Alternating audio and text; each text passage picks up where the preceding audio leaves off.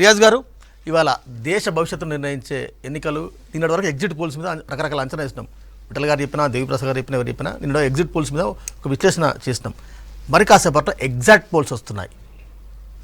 కాబట్టి ఓవరాల్గా కూటమికి చాలా బలంగా వస్తాయని చాలా ధీమాగా ఉన్నారు. ఎగ్జిట్ పోల్స్ అవన్నీ తప్పు. సోనియా గాంధీ కామెంట్ చేశారు వెయిట్ అండ్ సీ అని. మమతా బెనర్జీ కామెంట్ చేశారు అవి వండి వార్చిండని. రైట్, ఓవరాల్గా మీకు 290 సీట్లు ఖాయమా? వెంకట్ గారు, అంటే సహజంగా ఎన్నికల్ని అనేక సమస్యలు అట్లాగే పార్టీ ప్రచార రీతి ప్రజల యొక్క మూడు ప్రభావితం చేస్తూ ఉంటాయి. ఈరోజు దేశవ్యాప్తంగా జరుగుతున్న ఎన్నికల్లో కాంగ్రెస్ కలిసి వచ్చిన 2 అవకాశాలుగా మేము చూస్తూ ఉన్నాం. మొదటి అవకాశం ఏంటంటే బీజేపీ నాయకత్వంలో ఉన్న ఎన్డీఏ ఫెయిల్యూర్స్, అందులో ప్రధానంగా రైతులు మాకు అనుకూలంగా ఉన్నారనే వాతావరణం ఈరోజు భారతదేశంలో నెలకొన్నది. ఈ రైతాంగం అంతకుముందు కాంగ్రెస్కి ఎప్పుడు కూడా రైతుల మద్దతు ఇంత బాగా లభించలేదు. రెండోది ఏంటంటే భారతదేశంలో విపరీతంగా నిరుద్యోగం పెరిగింది. ఈరోజు ప్రపంచంలో నిరుద్యోగం ఎక్కువగా ప్రబలిన దేశాల్లో భారతదేశం నెంబర్ 1గా ఉంది. అగ్నివీర్, అగ్నిపథ్ లాంటి స్కీమ్స్ ఏవైతున్నాయి, ప్రధానంగా ఉత్తర భారతదేశంలో యువకుల్ని సైన్యం వైపు నడిపించే స్కీమ్స్ కాంట్రాక్టీకరణ జరగడాన్ని అక్కడ ఉండే యూత్ బేసికల్గా వ్యతిరేకిస్తూ ఉన్నారు.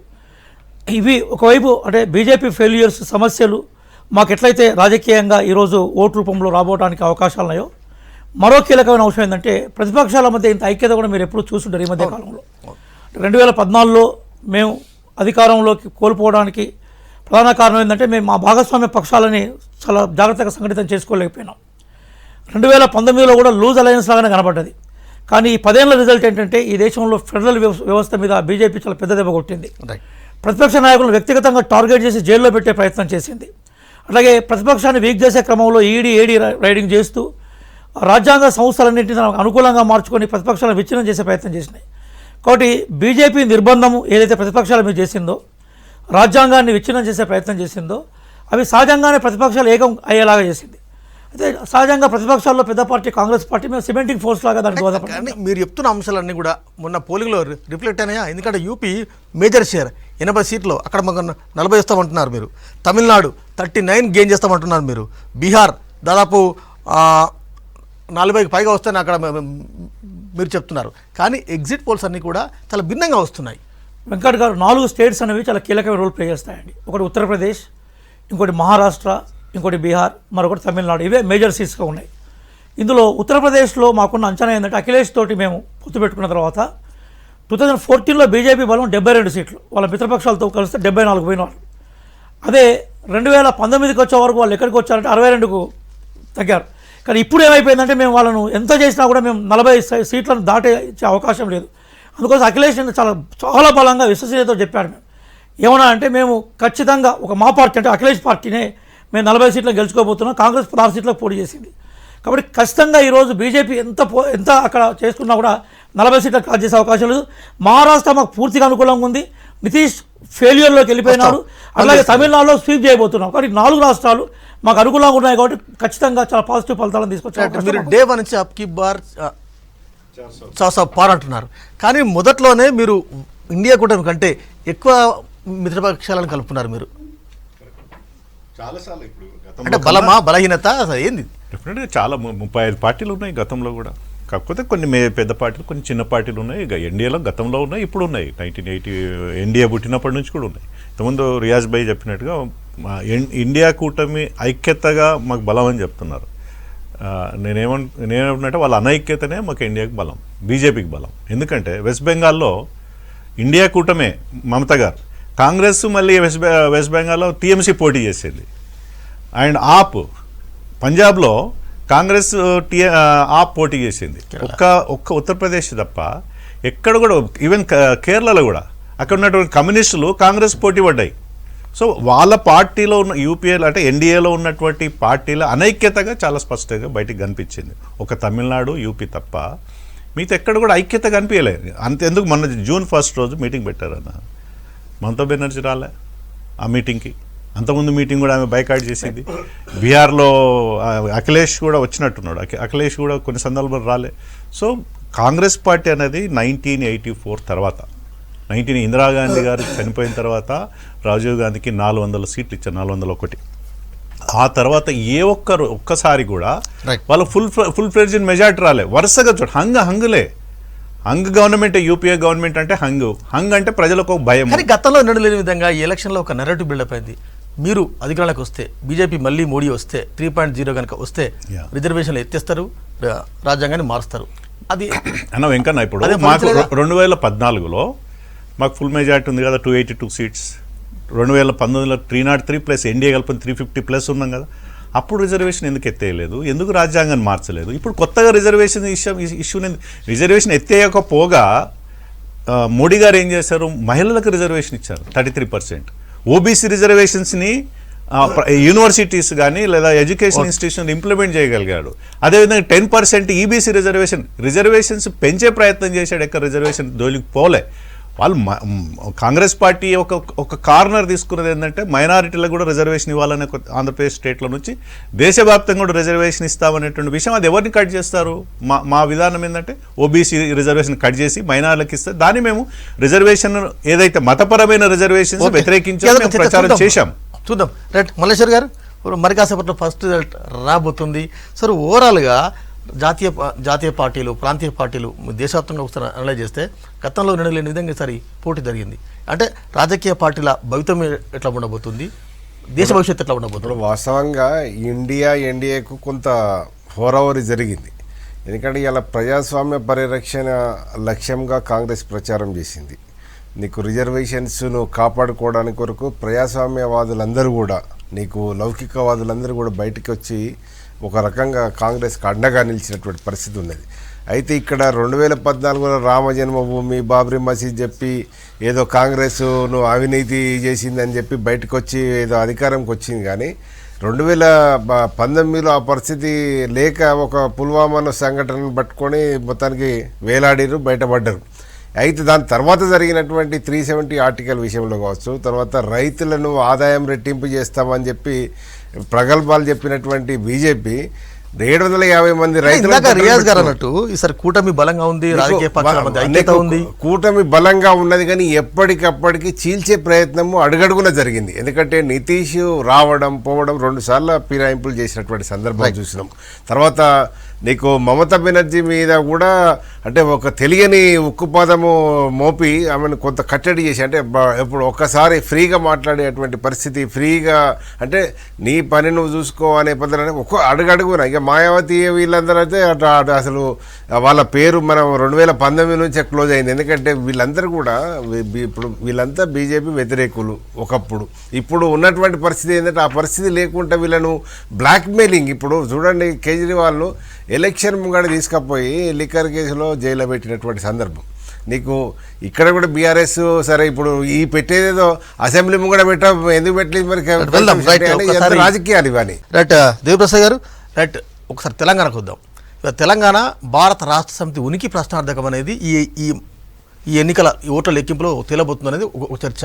మీరు మీ దగ్గర నుంచి ఇందాక మా కొలీగ్ శ్రీనివాస్ ఆ పార్టీకి డబుల్ డిజిట్ సీట్లు వస్తాయని వారు ఒక ధీమాగా ఉన్నారు.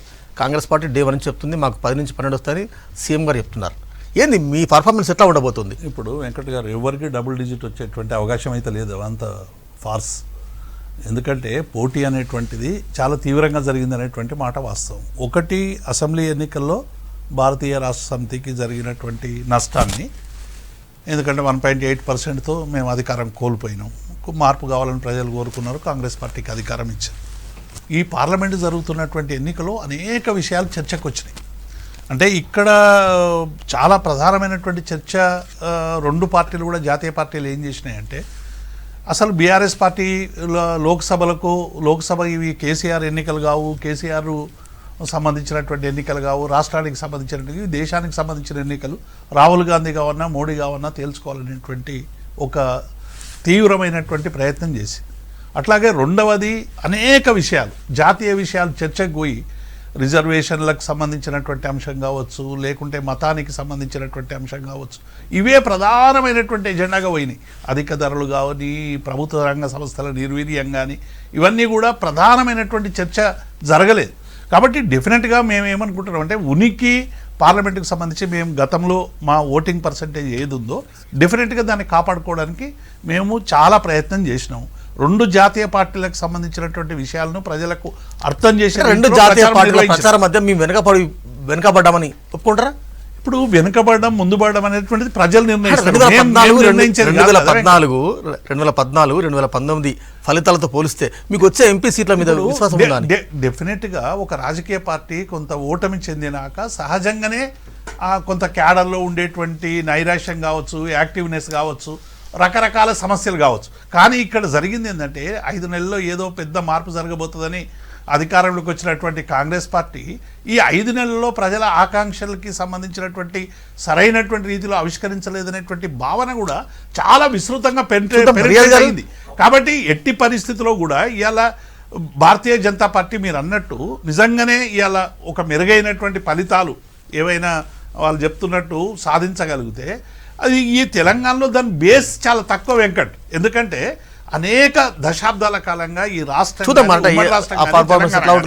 తెలంగాణ కానీ సెక్యులర్ విలువల కోసం ఫైట్ చేసింది. ఈ మతానికి సంబంధించినటువంటి అంశం ప్రధానమైనటువంటి చర్చ తెలంగాణలో ఎప్పుడు భాగం కాలేదు. అనేక సామాజిక ఉద్యమాలు కూడా ఇక్కడ గంగా జమున తైజీబ్ లాగా అన్ని వర్గాలు కలిసి ఫైట్ చేసినటువంటి సందర్భంగా కాబట్టి వీటి అన్నిటి మీద ఈ ఎన్నికలు అనేటువంటివి డెఫినెట్గా ఒక మార్గం నిర్దేశిస్తాయి అనేటువంటి మాట మాత్రం వాస్తవం. రైట్. మీరు రెఫరెండంగా ఈ ఎన్నికలను భావించారు. మీరు అధికారంలోకి వచ్చిన 100 రోజుల్లో మా 100 రోజుల పాలన చూడండి, పార్లమెంట్ ఎన్నికల్లో ఓటేలని మీరు పిలుపునిచ్చారు, ఓటేలను కన్విన్స్ చేసుకున్నారు. ఎట్లా ఉంటుంది అనుకుంటారు మీ పర్ఫార్మెన్స్? వెంకట్ గారు 2024 ఎలక్షన్స్ ఒక కన్ఫ్యూజన్ కూడా గురి చేసే తెలంగాణలో. అదేంటంటే 2014లో మా కాంగ్రెస్ పార్టీ వర్సెస్ బీఆర్ఎస్ జరిగింది. 2019లో కూడా బీఆర్ఎస్ వర్సెస్ కాంగ్రెస్ జరిగింది. 2024 పార్లమెంట్ ఎన్నికలు వచ్చేసరికి ఏమైపోయిందంటే నేను గ్రౌండ్ వర్కర్, నేను పోయి పనిచేస్తాను, నేను బూత్ టు బూత్ పనిచేస్తాను. కింది స్థాయిలో ఉండే బీఆర్ఎస్కి సంబంధించిన శ్రేణులు ఎవరైతే ఉన్నారో ఈసారి ఎట్లాగో మనం గెలిచే అవకాశం లేదని కింది స్థాయిలో కొంత ఓటింగ్ బీజేపీకి షిఫ్ట్ అయింది. మీరు చూస్తుండండి 2024 అసెంబ్లీ ఎన్నికల్లో బీఆర్ఎస్కి ఏదైతే ఓటింగ్ వచ్చిందో ఈ 2024 పార్లమెంట్లో ఆ ఓటింగ్ ఉండదు. ఓటింగ్ బాగా తగ్గుతుంది. ఈ ఓటింగ్ ఎటువైపు పోయిందంటే పోతే కాంగ్రెస్ వైపు పోవాలి లేదా బీజేపీ వైపు పోవాలి. కానీ మాకున్న అంచనా ఏంటంటే అది కాంగ్రెస్ వైపు రాలేదు, అది బీజేపీ వైపు పోయింది. ఎందుకోసం అంటే బీఆర్ఎస్లో ఉండే కింది స్థాయి నాయకులు, ఇప్పుడు వారు దేవిప్రసాద్ గారు కొంచెం విలువలున్న మనిషి, తెలంగాణ ఉద్యమకారుడు కాబట్టి సైద్ధాంతికంగా మాట్లాడుతున్నారు, వారి సిద్ధాంతాన్ని నేను గౌరవిస్తాను. కానీ ఇక్కడ గ్రౌండ్ స్థాయిలో ఏమైపోయిందంటే కాంగ్రెస్ మరింత బలోపేతం అయితే రేపు స్థానిక ఎన్నికల్లో మాకు ఉండదు, మేము ఎక్కడికో అడ్రస్లో కూడా పోతాం అనేది కింది స్థాయి వాళ్ళు అనుకున్నారు. బహుశా పై స్థాయికి సంబంధించిన నాయకుల యొక్క మద్దతు కూడా ఉందని మేము అనుకుంటున్నాం. కాబట్టి ఈసారి మీరు రిజల్ట్ వచ్చినాక ఓటింగ్ పర్సెంటేజ్ విషయానికి వస్తే సరే వాళ్ళు ఎన్ని చేసినా కూడా మేమే మెజార్టీ స్థానాలు గెలవబోతున్న వేరే విషయం. కానీ బీఆర్ఎస్కి సంబంధించిన గ్రాస్ రూట్ ఓటింగ్ ఏదైతే ఉందో అది బీజేపీకి షిఫ్ట్ అయింది. అది పెద్ద స్థాయి అంగీకారం జరిగిందా, కింద స్థాయిలో జరిగిందా అనే దాని మీద మన చర్చలో భవిష్యత్తు అది జరగబోతుంది. మీరు చూస్తున్నాను రిజల్ట్ వచ్చినాక మనం చూద్దాం. నేను ప్రాక్టికల్గా మాట్లాడుతున్నాను, నేను చూశాను కాబట్టి ప్రాక్టికల్గా మాట్లాడుతున్నాను. వెంకట గారు నిజంగానే రియాజ్ గారు విజ్ చేసినట్టు ఒకవేళ బీఆర్ఎస్కు సంబంధించినటువంటి ఓటింగ్ అంతా బీజేపీ పోతే కాంగ్రెస్ జీరోకి వస్తుంది, అనూన్యమైనటువంటి ఫలితాలు బీజేపీకి వస్తాయి. అట్లా బీజేపీకి ట్రాన్స్మిట్ అయ్యేటువంటి అవకాశమే లేదు. ఎందుకంటే డెఫినెట్గా మేము ఒక పార్టీగా ఇవాళ 2 జాతీయ పార్టీలకు ప్రత్యామ్నాయంగా ఈ రాష్ట్రంలో ఒక బలమైనటువంటి పార్టీగా ఉన్నాం. 38 అసెంబ్లీ స్థానాల్లో రేపు ఎంపీటీసీ, జడ్పీటీసీ, స్థానిక సంస్థల ఎన్నికల్లో ప్రధానంగా తలబడబోయేటువంటి మేము అంతలో మేమే సూసైడ్ చేసుకునేటువంటి పని చేస్తాం. వెంకట గారు, మా బేస్ను మేము బలోపేతం చేసుకునేటువంటి పని చేసినాం. గతంలో జరిగినటువంటి మీరు అవునన్నా కాదన్నా మీ ఓట్ షేర్ అంతా కూడా బీజేపీకి చాలా మేజర్ షిఫ్ట్ అయింది, కాంగ్రెస్ కూడా కొంత షిఫ్ట్ అయింది. అది కాంగ్రెస్ పార్టీ చేస్తున్నటువంటి దుష్ప్రచారం. మీరు 15% లో ఉంటారా, 16 లో ఉంటారా, 20 లోపు ఉంటారా? 2019 అసెంబ్లీ ఎన్నికల్లో మేము జస్ట్ 7% మా ఓటు, 100లో 7 ఓట్లే మాకు పడ్డది. ఆ 18 ఎన్నికల్లో 19 3 నెలలనే మాకు 20% ఓట్ బ్యాంక్ పెరిగింది. 4 ఎంపీ సీట్లు గెలిచి 20%. ప్రజలు మాకు షిఫ్ట్ అయ్యారు. ఓటు టీఆర్ఎస్ శ్రేణులు కాదు, కాంగ్రెస్ ప్రజలు షిఫ్ట్ అవుతున్నారు. ఇప్పుడు ఇవాళ 2024లో జరగబోయేది చెప్తా ఉన్నాను నేను. 100%, 30%, 40% ఓట్ బ్యాంక్ తోటి 10 నుండి 12 సీట్లు మేము సాయంత్రం వరకు, ఇప్పుడు మనం ఒప్పుకోడు, మా రియాజ్ భాయ్ ఒప్పుకోడు, దేవన్ ఒప్పుకోడు, కానీ 10 to 12 seats BJP single largest party తెలంగాణలో కాబోతుంది. ఇవాళ రేవంత్ రెడ్డి సాయంత్రం ప్రెస్ కాన్ఫరెన్స్ పెట్టి రెఫరెండం అన్నాడు. రెఫరెండాన్ని ఒప్పుకుంటాడా, ఒప్పుకోడా, మరి ఎన్ని సీట్లు గెలుస్తాడని సాయంత్రం ఓట్ బ్యాంక్ షిఫ్ట్ అయింది. గ్రామీణ మ్యాక్సిమం ఓట్ బ్యాంక్ బీజేపీ వైపు. ఎందుకంటే పార్లమెంట్ ఎలక్షన్స్ ఇవి. టీఆర్ఎస్ గెలిచి ఢిల్లీలో పోయి ఏం చేసేది లేదు, 1-2 సీట్లు గెలిచి వెళ్దాం. కాంగ్రెస్ వచ్చే మళ్ళీ పరిస్థితి ఇస్తాం. లేదు. మళ్ళీ ఇస్తాం. ఒకసారి పెద్దపల్లి కౌంటింగ్ సెంటర్లో ఈ ఎన్నికల ప్రచారం అంతా చూస్తే దాదాపు 2.5 months అంతా చూస్తే 2 జాతీయ పార్టీల మధ్య జరిగింది. తెలంగాణ పర్టికులర్గా తెలంగాణ విషయానికి వస్తే బీఆర్ఎస్ రోల్ అనేది చాలా క్రూషియల్. 14 ఏళ్ళ ఉద్యమ పార్టీ, 10 ఏళ్ళ అధికార పార్టీ. ఈ ఎన్నికల్లో ఎక్కడ ఉంటుంది, ఎట్లా ఉంటుంది అనేది ఒక చర్చ అయితే కొనసాగుతుంది. బీజేపీ కానీ కాంగ్రెస్ కానీ అంటే 2 డబుల్ డిజిట్ మాకు వస్తాయి, డబుల్ డిజిట్ మాకు వస్తాయని ఒక ధీమాగా ఉన్నారు. నాకు తెలిసి 1-2% వేరియేషన్లో ఉంటుంది. ఎట్లా ఉంటుంది అంటున్నారు మీరు? ఇప్పుడు మనకు ప్రధానంగా శాసనసభ ఎన్నికల తర్వాత కొంత బీఆర్ఎస్ డీలా పడ్డది మాత్రం వాస్తవం. అయితే కేసీఆర్ బస్సు యాత్ర తర్వాత కొంత పబ్లిక్ స్వచ్ఛందంగా వచ్చిరా లేకపోతే ఎట్లా వచ్చిరా అనేది కొంత గ్యాదరింగ్ అయితే జరిగింది. కానీ ఇప్పుడు సరే దేవిప్రసాద్ అన్న తర్వాత వీటిలను నమ్మినా నమ్మకపోయినా మేము ప్రత్యక్షంగా మా జిల్లాలో వరంగల్ జిల్లాలో చూసినాం. కొంత ఆఫ్టర్నూన్ తర్వాత బీఆర్ఎస్ స్వచ్ఛందంగా క్రాస్ ఓటింగ్ జరిగినటువంటి పరిస్థితి అక్కడ మనకు స్వయంగా అవపడ్డది. ఎందుకంటే బీజేపీకి నీకు వాంటెడ్ అంటే ఇప్పుడు అంటే వాళ్ళు మేము గెలవము శత్రు మిత్రుడు అనే పద్ధతిలో కొంత నీకు టార్గెట్గా కాంగ్రెస్ టార్గెట్గా కొంత పికప్ చేసినటువంటి పరిస్థితి అక్కడ క్లియర్గా అవపడ్డది. అయితే ఇది ఒక వరంగల్ జిల్లాలోనే కాదు రాష్ట్రం అంతా కూడా ఆ ప్రభావం ఉన్నదనేది నీకు డిఫరెంట్ ఒపీనియన్స్ తోటి మేము కలెక్ట్ చేసినటువంటి ఇన్ఫర్మేషన్ కూడా ఉన్నది. అంటే క్రాస్ ఓటింగ్ ఆ స్థాయిలో జరిగిందా? నేను ఇంతకుముందు మనం మాట్లాడుకున్నట్టు డెఫినెట్గా గ్రామీణంలో దేశ ఎలక్షన్స్, ఇవి నేషనల్ ఎలక్షన్స్ అన్న, పార్లమెంట్ ఎలక్షన్స్, ఎవరు ప్రధానమంత్రి కావాలనేది డిసైడ్ చేసే ఎలక్షన్స్. ప్రధానంగా ఏంది, మోడీ గారు వర్సెస్ రాహుల్ గాంధీ గారు. కేసీఆర్ గారు నేను ప్రధానమంత్రి అయితే అన్నట్టున్నాడు ఉంది. ప్రధానమంత్రి కావాలంటే ఏదో కూటమి రాదు, ఆ కూటమి రాదు, ఏదో కూటమి ఉండాలి. ఎన్డీఏలో ఉండాలా, యూపీఏలో ఉండాలా, లేదా థర్డ్ ఫ్రంట్ అన్న. థర్డ్ ఫ్రంట్ కేసీఆర్ గారు పెట్టి ఉంటే ప్రధానమంత్రి ఏదైనా అవకాశం ఉండేనేమో, అంటే ఛాన్స్. ఇక్కడ మరి రాష్ట్రంలో డీలాబడి మొన్ననే ఓడిపోయి డీలాబడినటువంటి వాతావరణంలో క్యాడర్ ఏమనుకున్నదంటే మా కేసీఆర్ గారు 1-2 సీట్లు గెలిచి ఢిల్లీలో పోయి చేసేదేం లేదు కాబట్టి మేము ఓటును వేస్ట్ చేసుకోవద్దు, ప్రజలు ఓటును వెయిట్ చేసుకో, ఎవరు గెలవాలని అనుకున్నప్పుడు బహుశా కాంగ్రెస్ వ్యతిరేకంగా బీజేపీ షిఫ్ట్ అయింది. అది ప్రజలు షిఫ్ట్ అయ్యారు. నేను క్యాడర్ అనట్లేదు, క్యాడర్ బహుశా పనిచేసి ఓవరాల్గా ప్రజలు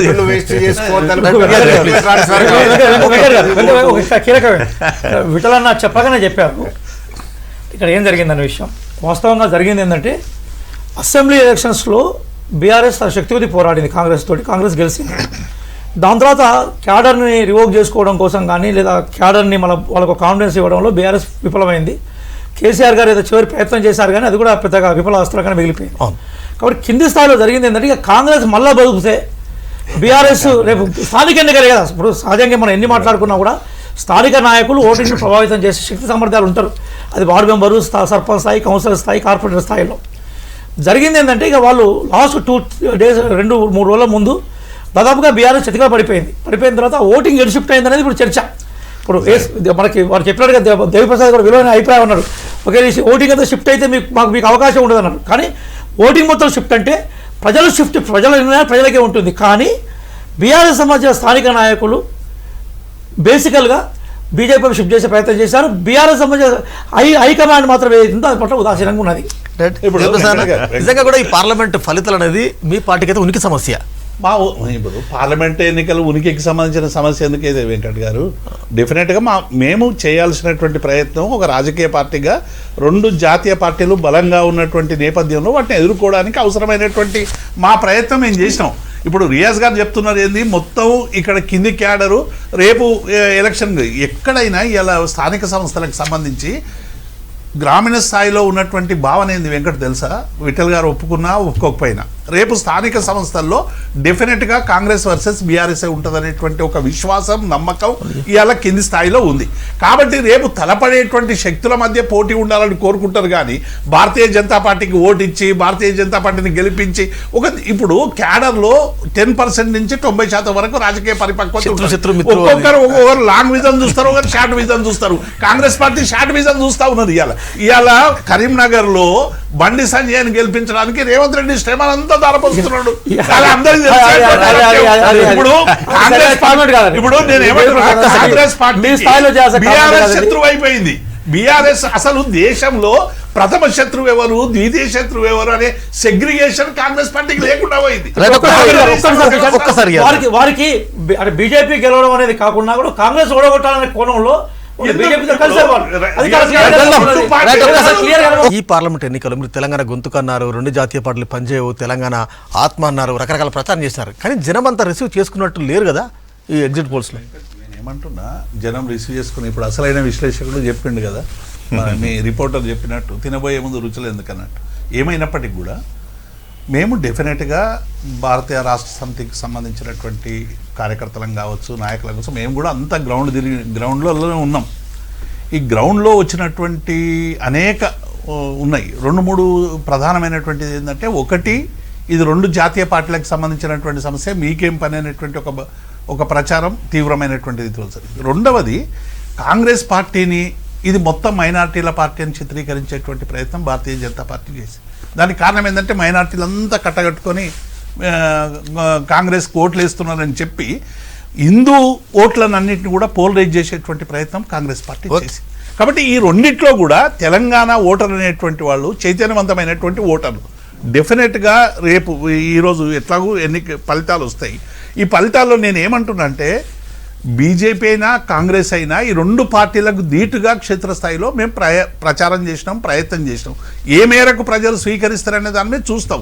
దాని గెలుపు ఓటములకు సంబంధించినటువంటి సమీక్ష చేసుకుని ఒక బలమైనటువంటి పార్టీగా తెలంగాణలో ఇప్పుడు ఎంత 5 నెలల్లో మేము ఓడిపోయినా ఎంతమంది గేట్లు తెరిచినామన్నారు, చేపలు పడతామన్నారు, ఎన్ని వలలు వేసిండ్రు, ఎన్ని వలలు వేసినా ఎవరెవరు చిక్కిండ్రు, ఏం చేసిండ్రు ఇవాళ చూస్తూ ఉన్నారు. కాబట్టి ఇలా జాతీయ పార్టీ ఏమో ఒక రకమైనటువంటి విధానం అవలంబిస్తూ ఉంది, స్థానిక నాయకత్వం ఏమో ఒక రకమైనటువంటి నాయకత్వం, ఒక రకమైన విధానం అవలంబిస్తారు. చూస్తున్నారు.